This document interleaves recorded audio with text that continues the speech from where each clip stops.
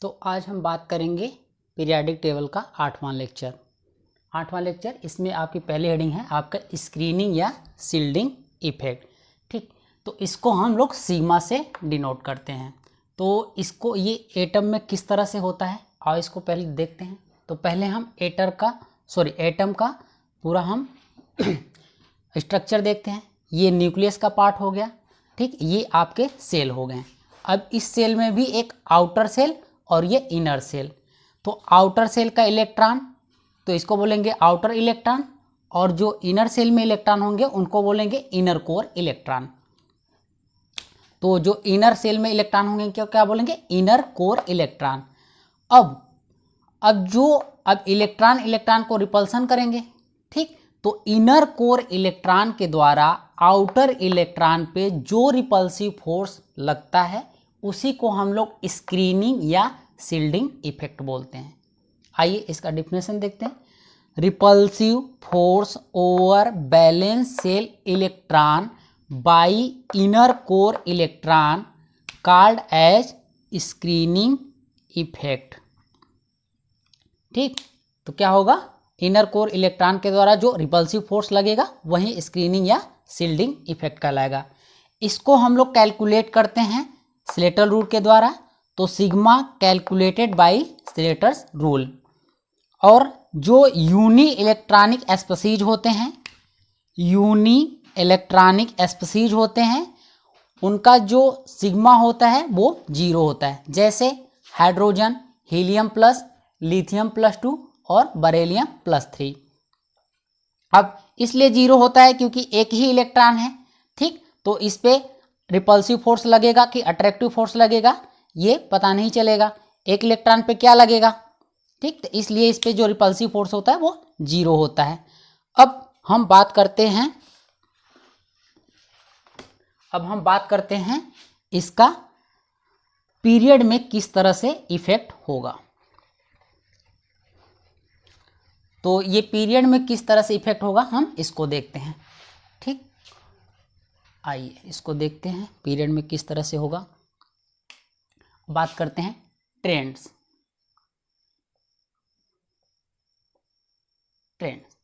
ठीक, तो जैसे ये हमने पीरियड को, इस एरो को हमने पीरियड से वो किया, पीरियड के लिए, और ये एरो आपका ग्रुप के लिए।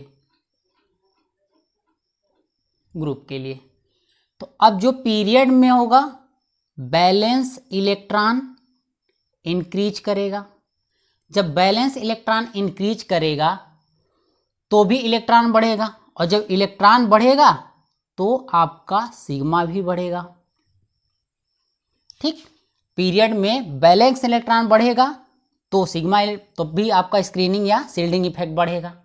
अब बात करते हैं ग्रुप में। तो ग्रुप में आपका इनर कोर इलेक्ट्रॉन इंक्रीज करेगा, और जब इनर कोर इलेक्ट्रॉन इंक्रीज करेगा तब भी आपका सिग्मा इंक्रीज करेगा। तो कुल मिला के अगर हम बात करें जनरली, चाहे पीरियड हो चाहे ग्रुप हो, दोनों जगह आपका शील्डिंग इफेक्ट या स्क्रीनिंग इफेक्ट क्या करेगा? इंक्रीज करेगा। जैसे हम बात करें, जैसे ये कोई एटम है,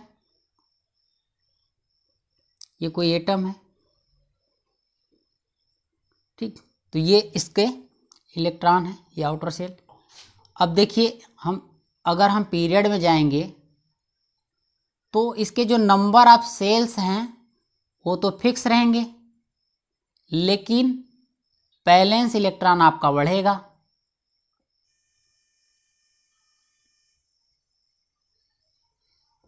बैलेंस इलेक्ट्रॉन आपका बढ़ेगा इस तरह से। देखिए अब अगर हम ग्रुप में जाएंगे तो बैलेंस इलेक्ट्रॉन तो सेम रहेगा, लेकिन नंबर ऑफ सेल बढ़ेगा। तो आपका इनर कोर इलेक्ट्रॉन वो आपका बढ़ेगा। ठीक, तो इस तरह से आपका चाहे पीरियड हो और चाहे ग्रुप हो, दोनों जगह आपका स्क्रीनिंग या शील्डिंग इफेक्ट है वो इंक्रीज करेगा। अब बात करते हैं सब सेल की। सब सेल में सिग्मा का इफेक्ट, जैसे आपका S हो गया, P हो गया, D हो गया और F हो गया। तो सब सेल में बात करें तो जो सब सेल में होगा S का सबसे ज़्यादा होगा, फिर P का होगा, फिर D का होगा। तो ये इसलिए होता है क्योंकि S जो होता है वो न्यूक्लियस के पास होता है, न्यूक्लियस के पास होता है, ये स्मॉल होता है और कॉम्पैक्ट होता है, स्मॉल एंड कॉम्पैक्ट होता है, और इस पे कम होता है क्योंकि ये लार्ज या डिफ्यूज होता है, लार्ज एंड डिफ्यूज होता है। तो ये आपका हो गया स्क्रीनिंग या शील्डिंग इफेक्ट। आपका हमने ग्रुप ऑफ पीरियड में देख लिया और इसका हमने सबसेल में देख लिया। अब हम बात करेंगे जेड इफेक्टिव। अब हम बात करेंगे किसकी? जेड इफेक्टिव, यानी कि इफेक्टिव न्यूक्लियर चार्ज।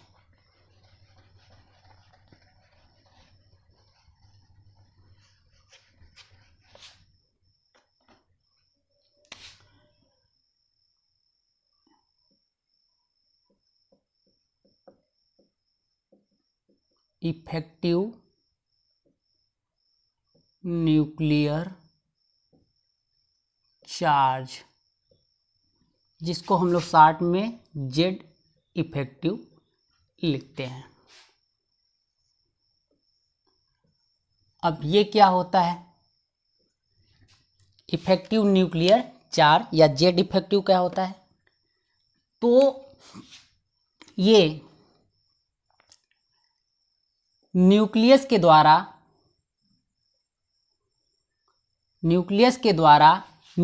द्वारा जो बैलेंस इलेक्ट्रॉन पे या आउटर इलेक्ट्रॉन पे अट्रैक्टिव फोर्स लगता है, उसी को हम लोग बोलते हैं इफेक्टिव न्यूक्लियर चार्ज। यानी कि नेट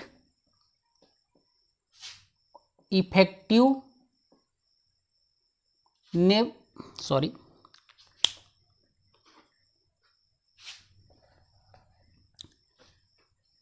नेट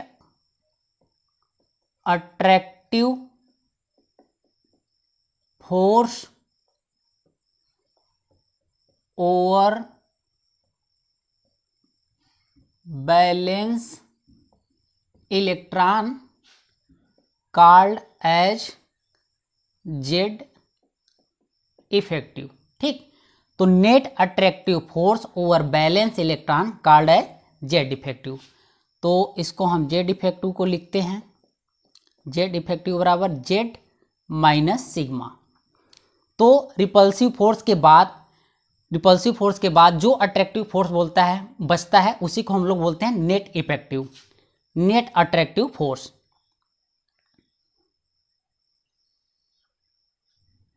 तो अब हम बात करते हैं ट्रेंड्स की,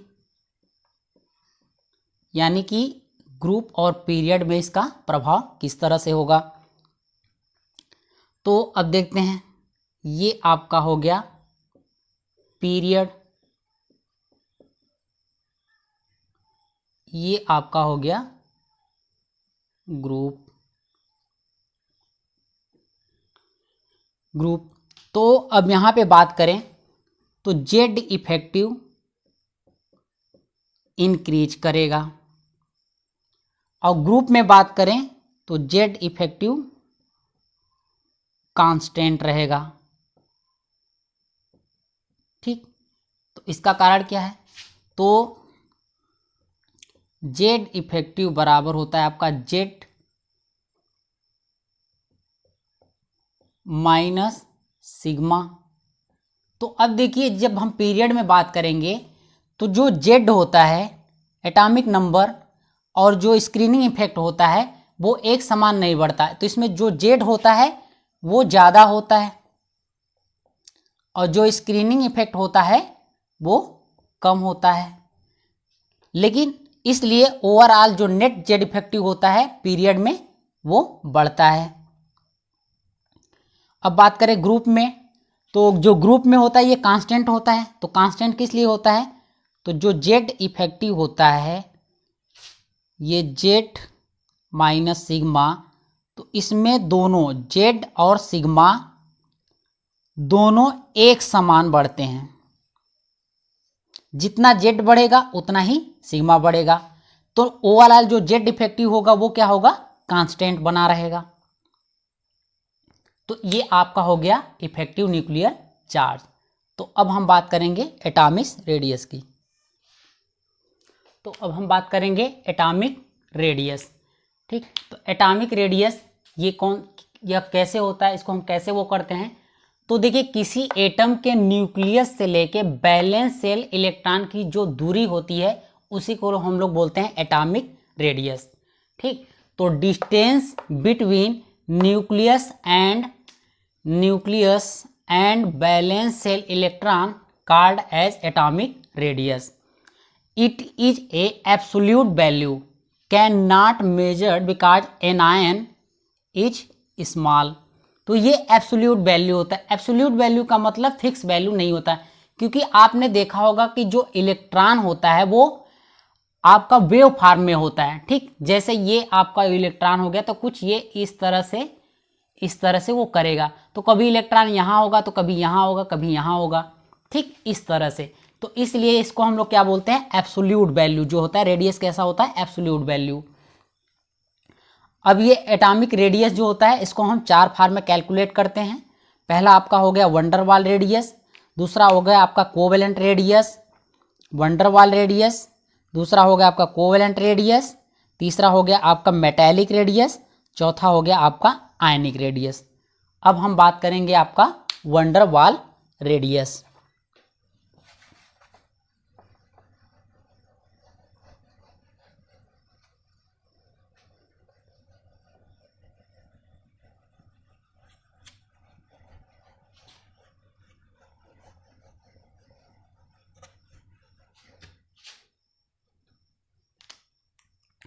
तो अब हम बात करेंगे पहला आपका वंडर वाल रेडियस। इसको आप इस तरह से शॉर्ट में लिखेंगे, वंडर वाल रेडियस। तो ये प्रेजेंट होता है आइसोलेटेड एटम में। ठीक है, ये किस में प्रेजेंट होता है, आइसोलेटेड एटम में। प्रेजेंट इन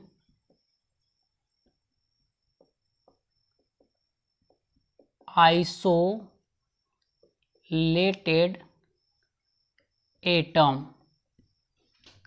एटम या मॉलिक्यूल्स। आइसोलेटेड एटम्स या मॉलिक्यूल्स। तो इसका एग्जाम्पल हो गया जीरो ग्रुप, या इसी को बोलते हैं इनर्ट गैस। ठीक, लेकिन ये सॉलिड फेज में होगा तो ही आप इसका वंडरवाल रेडियस कैलकुलेट कर पाएंगे। गैस फेज में क्या होगा कि ये काफ़ी दूर हो जाएंगे और आप इसे कैलकुलेट नहीं कर पाएंगे। ठीक, तो अब जैसे हम बात करें तो ये हमने 2 एटम ले लिया, ये 2 हमने एटम ले लिया।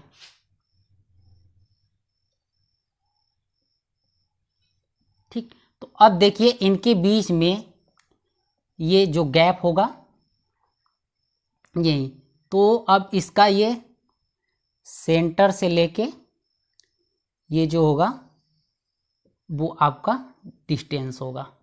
तो अब रेडियस, वंडरवाल रेडियस बात करें तो ये क्या होगा, डिस्टेंस बाई 2।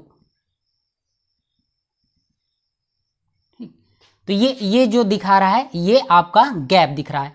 तो ये बिल्कुल थोड़े से दूर होंगे, क्योंकि इसमें ये कोई रियल बॉन्ड नहीं होता, ये एक टाइप का फोर्स ऑफ अट्रैक्शन होता है। और ये क्या होता है, वीक फोर्स ऑफ अट्रैक्शन होता है। तो ये हो गया आपका वंडरवाल रेडियस। तो अब हम बात करेंगे आपका कोवैलेंट रेडियस। किसकी बात करेंगे? Covalent radius.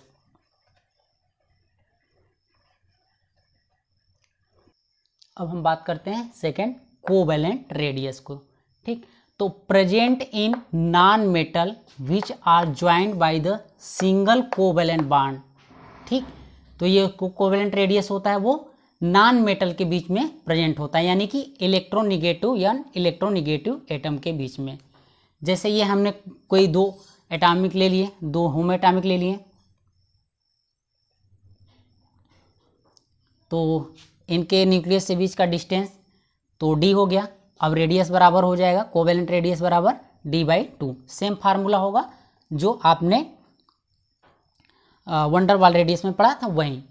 अब जैसे एक क्वेश्चन लिए, इनने H2 + Cl2 बराबर 2HCl, तो यहाँ पे H2 इन दोनों एटम के बीच का जो डिस्टेंस है वो 20 एंगस्ट्रॉम है, इन दोनों एटम के बीच का जो डिस्टेंस है वो 80 एंगस्ट्रॉम है।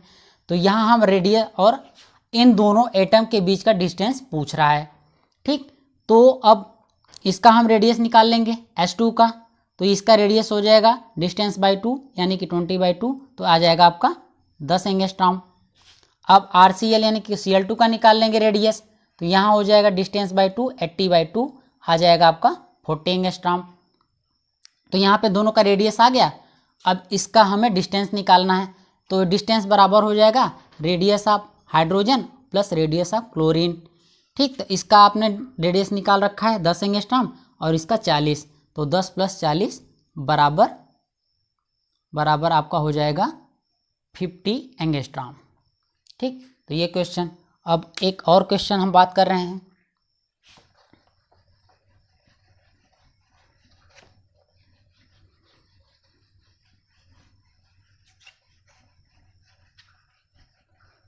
एक और क्वेश्चन की हम बात कर रहे हैं।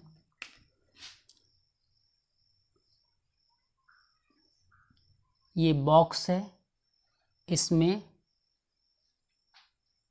क्लोरीन भरा हुआ है।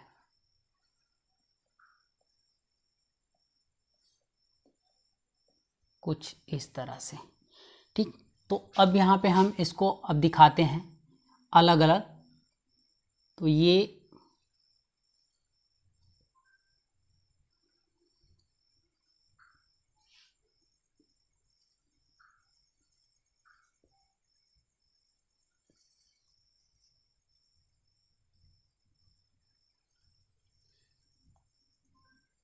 हो गया आपका, ये न्यूक्लियस हो गया, ये न्यूक्लियस हो गया। तो यहाँ पे ये, तो इसके बीच का जो डिस्टेंस है वो दे रखा है आपका x,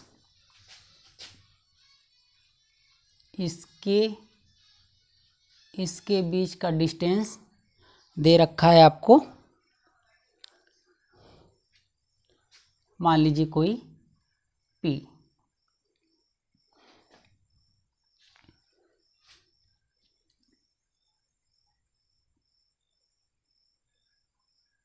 इसके और इसके आपका जो डिस्टेंस दिया है वो y। और बात करते हैं इसके और इसके का जो डिस्टेंस दिया है वो आपका z। तो अब पूछ रहे हैं कि इसमें x, y, z किस टाइप का रेडियस है। ठीक, तो ये किस टाइप का रेडियस है। तो अब ध्यान दीजिए, अगर हम ये बात करें इस एटम की, तो यहाँ से तो देखिए यहाँ जो ये दोनों एटम हैं वो क्या है, ओवरलैपिंग है। और ओवरलैपिंग है तो यहाँ पे क्या होगा, कोवैलेंट रेडियस। तो जो x होगा वो कैसा होगा आपका, कोवैलेंट रेडियस। क्या होगा आपका, कोवैलेंट रेडियस। अब बात करें y का, तो देखिए ये दोनों एक कंपाउंड, ये दोनों एक कंपाउंड। ठीक, तो दोनों कंपाउंड के अलग अलग न्यूक्लियस से बीच का डिस्टेंस। ठीक, तो ये कौन सा रेडियस होगा, तो देखिए अलग अलग जब कंपाउंड होंगे उनके बीच का जब गैप होगा तो यहाँ पे देखिए ये क्या दिखा रहा है, ये वंडर वॉल ऑफ रेडियस। ठीक, तो यहाँ पे जो y हो जाएगा वो क्या हो जाएगा,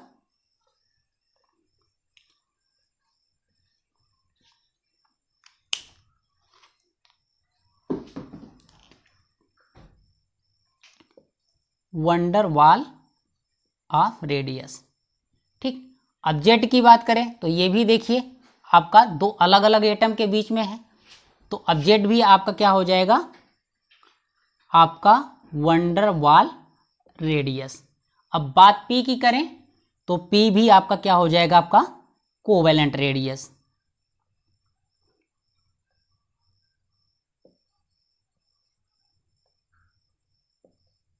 कोवेलेंट रेडियस। ठीक, तो ये आपका क्वेश्चन हो गया। अब हम बात करते हैं, अगर आपको, ठीक, तो सॉरी ये आपका बाई 2 हो जाएगा, रेडियस निकाल रहे हैं तो ये डिस्टेंस दिया है तो ये बाई 2 हो जाएगा, सॉरी, ठीक है, अब ठीक है, बाई 2 हो जाएगा रेडियस। तो ये हो गया। अब हम बात करते हैं, ये आपका था Cl2 गैस। अब हम बात करते हैं एक नोट की,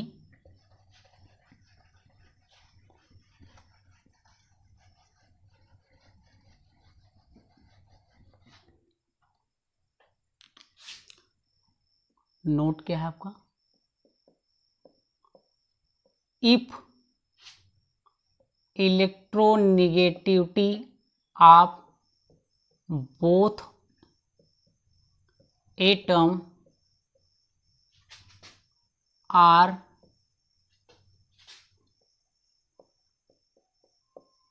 given then covalent radius, then आपका कोवैलेंट रेडियस। ठीक, तो इसका मतलब दो अलग अलग हेटेरो एटॉमिक होंगे,